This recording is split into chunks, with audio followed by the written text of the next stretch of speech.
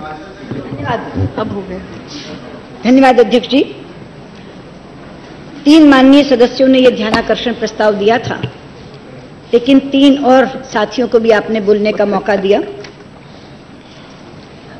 तीनों साथियों ने जिन्होंने ध्यानाकर्षण दिया था, उन सब ने सबसे पहले सरकार के प्रति आभार व्यक्त किया है जो अब तक काम किया है। मैं उन सभी के प्रति धन्यवाद करना चाहती हूं, क्योंकि बहुत कम होता है कि विपक्षी दलों से ऐसा सुर निकले। लेकिन मैं अभिभूत हूं इस बात से कि केरल के मुख्यमंत्री श्री ओमान चांडी जी 2 दिन तक यहां रहे, 4 बार मुझसे मिले, इकट्ठे हमने रणनीति बनाई, और उसके बाद जब ये सफलता प्राप्त हुई तो केवल उन्होंने अपनी ओर से धन्यवाद नहीं दिया सार्वजनिक तौर पे, बल्कि केरल असेंबली से एक प्रस्ताव भी करवाया जिसमें उन्होंने सरकार की प्रशंसा। ऐसा बहुत कम होता है, बहुत मैग्नानिमिटी उन्होंने दिखाई है कि जो हुआ हो उसको कोई माने भी। इसलिए मैं आप सबके प्रति आभार व्यक्त करती हूं कि आप सबका ओपनिंग सेंटेंस सरकार के प्रति आभार व्यक्त करने का था। उसके बाद कुछ प्रश्न उठाए गए हैं जो प्रश्न बहुत वाजिब हैं। सबसे पहले तो मैं बता दूं, अभी कैप्टन अमरिंदर सिंह जी ने कहा कि जो 41 लोग पकड़े गए वो सब पंजाब के हैं। कैप्टन साहब, वो सब पंजाब के नहीं हैं। उन 41 में से 31 पंजाब के हैं, 4 हिमाचल के हैं, 4 बिहार के हैं और 2 पश्चिम बंगाल के हैं। इस तरह से ये 41 बनते हैं।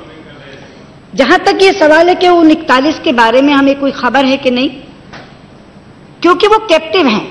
मैं यहां पहले बता दूं, यहां बहुत बार स्ट्रेंडेड शब्द का इस्तेमाल किया जा रहा है, कभी कैप्टिव शब्द का इस्तेमाल किया जा रहा है। अध्यक्ष जी, जो इस समय इराक में लोग हैं उनको मैं 3 श्रेणियों में बांटती हूं। एक है सुरक्षित, सेफ, दूसरे हैं बंधक, कैप्टिव, और तीसरे हैं फंसे हुए, स्ट्रेंडेड। सुरक्षित वो हैं जो कुर्दिस्तान में है, जहां किसी तरह की कोई लड़ाई नहीं है, और सबसे बड़ी सौभाग्य की बात है कि जो 22,000 की संख्या मैंने दी है उसमें से 15,000 कुर्दिस्तान में है, वो सुरक्षित है। बंधक है 41 जो कैप्टिव हैं, जिनके साथ हमारा कोई डायरेक्ट संपर्क नहीं है, संपर्क टूटा हुआ, इसीलिए हम उन्हें बंधक कह रहे हैं। जो बाकी लोग जिन्हें आप स्ट्रेंडेड कह रहे हैं वो सबके सब फंसे हुए नहीं हैं। वो उनमें से स्ट्रेंडेड हम उनको कहते हैं कि जो आना चाहते हैं भारत, लेकिन अपनी कंपनियों से जब कहते हैं जाने के लिए तो कंपनी का मालिक पासपोर्ट उनका रख लेता है और कहता है कि मैं तुम्हें पासपोर्ट नहीं दूंगा, तो वो आ नहीं सकते। या कंपनी का मालिक पासपोर्ट दे देता है और टिकट का पैसा उनके पास नहीं होता तो वो आ नहीं सकते।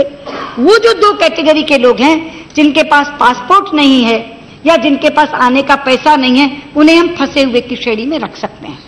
तो जहां तक फंसे हुए की श्रेणी का ताल्लुक है, मैं पूरी जिम्मेदारी से यहां खड़े होकर के कह सकती हूं कि एक भी इराक में रहने वाला भारतीय नागरिक जो भारत आना चाहता है, चाहे उसके पास पासपोर्ट ना हो, हमारे लोग उसको इमरजेंसी सर्टिफिकेट और यात्रा दस्तावेज दे रहे हैं। जिसके पास पैसा नहीं है उसको टिकट दे रहे हैं, और दोनों चीजों की सहूलियत प्रदान करके उसको यहां ला रहे हैं।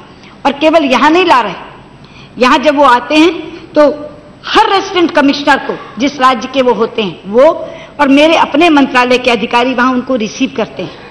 उसके बाद उन भवनों में उनको ले जाते हैं, और उन भवनों में जहां जहां उन्हें आगे जाना है, हैदराबाद जाना है तो हैदराबाद की एयर टिकट देते हैं, त्रिवेंद्रम जाना है तो त्रिवेंद्रम की एयर टिकट देते हैं, कलकत्ता जाना है तो कोलकाता की एयर टिकट देते हैं, और उन्हें उनके अपने प्रदेश तक पहुंचाने का काम करते हैं। और मुझे हैरानी हुई जब भाई केसी वेणुगोपाल ने कहा कि पहले 2065 का दिया आपने, 2065, आज आप 4000 कह रहे हैं, क्योंकि हर दिन लोग आ रहे हैं, इसीलिए हर दिन आंकड़ा बदल रहा है, वो जुड़ते जा रहे हैं। जो आपके पास 2065 का है वो किस जुलाई का? मैं आज 24 तारीख को 22 जुलाई का दे रही। अगर आज 24 जुलाई का दूं तो उसमें भी 150 लोग बढ़ गए होंगे। तो ये आंकड़े का अंतर नहीं है। पर मुझे दुख हुआ जब आपने कहा कि एक्सटर्नल अफेयर्स मिनिस्ट्री के पास कोई रिकॉर्ड नहीं है। अध्यक्ष जी, मैं आपको बताना चाहती हूं, केवल रिकॉर्ड नहीं, स्टेट वाइज रिकॉर्ड है मेरे पास। एक एक राज्य से कितने लोग आए हैं। और मैं सम्मानित सदस्यों को बताना चाहती हूं, ये जो 4000 लोग मैंने कहा, इसमें हमने 3113 को खुद टिकटें दी हैं। बाकी वो लोग हैं जो या तो कंपनी के ने टिकट दे दी या वो संपन्न थे, अपने आप आए। और 3113 का रिकॉर्ड स्टेट वाइज दे सकती हूं मैं। आप कह रहे हैं कि मेरे पास रिकॉर्ड नहीं है। आंध्र प्रदेश, ये जब मैं आंध्र प्रदेश कह रही हूं तो एक कंबाइंड है आंध्र प्रदेश और तेलंगाना, क्योंकि उनके पास अभी तक आंध्र प्रदेश और तेलंगाना का अलग फिगर नहीं है।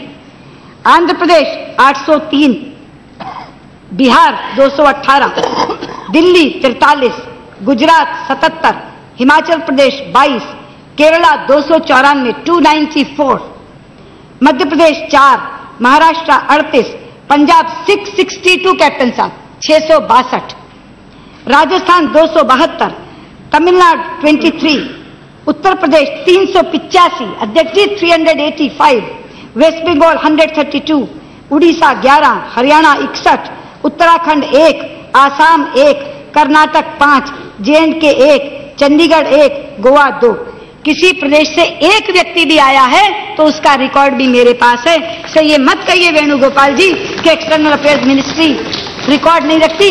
3113 लोगों को हम अपनी टिकट देकर आए हैं और वो टिकट में एक एक का रिकॉर्ड हमारे पास है।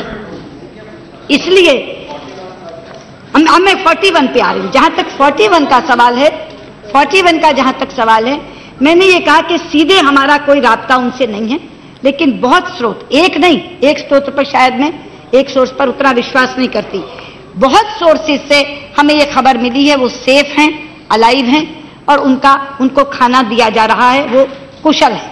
ये मैं यहां कह सकती हूं अन्य स्रोतों के हवाले से, अन्य सोर्सेज के हवाले से। रही बात उनके परिवार वालों से मिलने की, और आपने कहा कि गवर्नमेंट ऑफ पंजाब क्या कर रही है, मैं यहां कहना चाहती हूं अगर गवर्नमेंट ऑफ केरला ने अपने नर्सेज की चिंता की है तो गवर्नमेंट ऑफ पंजाब ने उससे ज्यादा अपने इन 41 लोगों की और अपने लोगों की चिंता की। अध्यक्ष जी स्वयं बादल साहब मुझसे 3 बार मिले और एक बार उनके परिवार वालों के साथ मिले, एक बार सुखबीर सिंह बादल अलग से उनके परिवार वालों के साथ मिले। शिरोमणि अकाली दल का पूरा प्रतिनिधिमंडल उन परिवारों के साथ आता रहा है। और जो धर्मवीर गांधी जी कह रहे थे कल परसों यहां हरसिमरत कौर बादल और भगवंत मान स्वयं उन सब लोगों के साथ मुझे मिले हैं, जिसमें 27 परिवार के लोग आए थे और 1.5 घंटा मैं उनके पास बैठी और एक एक चीज मैंने उन्हें बताई कि वो किस तरह से सेफ हैं। ये भी मैंने उन्हें बताया किस तरह से सेफ हैं। वेणुगोपाल पूछ रहे हैं आप एक्शन प्लान क्या है उन्हें निकालने का। अरे भैया एक्शन प्लान को ही अगर मैंने खुलासा कर दिया तो फिर सारी गोपनीयता ही खत्म हो जाएगी, क्योंकि बंधकों को निकालने का सबसे पहला फंडामेंटल प्रिंसिपल यह होता है सीक्रेसी, गोपनीयता। जब मैंने और चांदी जी ने मिलकर नर्सेज निकाली तो आपको एक्शन प्लान पता था। अलग अलग लोग पता नहीं मीडिया में क्या कही जा रहे हैं। कल कोई एक व्यक्ति कह रहे थे दूसरे सदन में कि कोई केरल के एक व्यापारी उनको लेकर आए। मुझे तो केरल के किसी व्यापारी का नाम नहीं पता कि कौन निकाल के लाया। और अगर कोई केरल का व्यापारी इतना ज्यादा मजबूत है कि निकाल के ला सकता है तो मैं इस सदन में खड़े होकर उससे प्रार्थना करती हूं मेरे ये 41 बच्चे भी निकाल लो।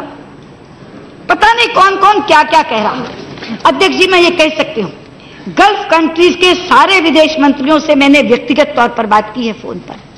गल्फ कंट्रीज के सारे एम्बेसडर्स को बुलाकर मैंने बात की। जिस देश से भी सहायता मिल सकती है उस देश से मैंने संपर्क साधा है। और मेरे लिए ये पंजाबी, बिहारी, तमिल, तेलुगु, मलयालम नहीं है, ये मेरे लिए हिंदुस्तानी बालक है। और मैं उस तरह से देख रही हूं जैसे एक मां अपने बच्चों के लिए देखती है। और जब वो आए भी थे परिवार वाले तो मैंने उनको यही कहा कि वो हमारे बालक है, वो हमारे बच्चे हैं। और आपको मैं बताना चाहती हूं अध्यक्ष जी, हर दिन अपडेट लेते हैं प्रधानमंत्री मुझसे, हर दिन। और हर दिन शाम को मैं जाकर उनको बताती हूं कि आज कितने लोग आ गए और इन 41 के केसेस में हम कहां तक आगे बढ़े। बल्कि मैं आज आपसे कहना चाहती हूं, मैं चाहती थी ये चर्चा अगर हो जाए तो कम से कम सदन एक अपील करे जिन लोगों से ने उनको बंधक बना रखा है कि इराक और भारत के बहुत अच्छे रिश्ते रहे, बहुत ज्यादा अच्छे रिश्ते। इसी सदन ने एक प्रस्ताव पारित करके कहा था कि भारत इराक में सेना नहीं भेजेगा। जिस समय लड़ाई भी हुई भारत एक ऐसा देश था जिसने सेना नहीं भेजी थी। हमारे बहुत अच्छे रिश्ते हैं। आज ये सदन अपील करें उन लोगों से जिन्होंने उन्हें बंधक बना के रखा है कि रमजान का महीना चल रहा है, इस रमजान में वो भारत को तोहफा देने का काम करें। हमारे वो बच्चे छोड़ दें जिनको उन्होंने पकड़ रखा है। वो निर्दोष हैं, वो बेगुनाह हैं, उनका कोई गुनाह नहीं है और वो एक ऐसे मुल्क से संबंधित है जो मुल्क उनके साथ दोस्ती रखता है। इसलिए आज इस सदन से अगर ये सुर जाए तो मुझे लगता है सबसे बड़ा एक्शन प्लान जो वेणुगोपाल पूछना चाह रहे हैं इस सदन में, मैं ये कहना चाहूंगी, बाकी हमने दिन रात एक किया हुआ है, 24/7 हम लोग ये काम कर रहे हैं और मुझे लगता है कि आज की इस अपील का और भी असर अगर होगा तो ईद से पहले रमजान के अंत तक वो बच्चे वापस आ जाएंगे। बहुत बहुत धन्यवाद।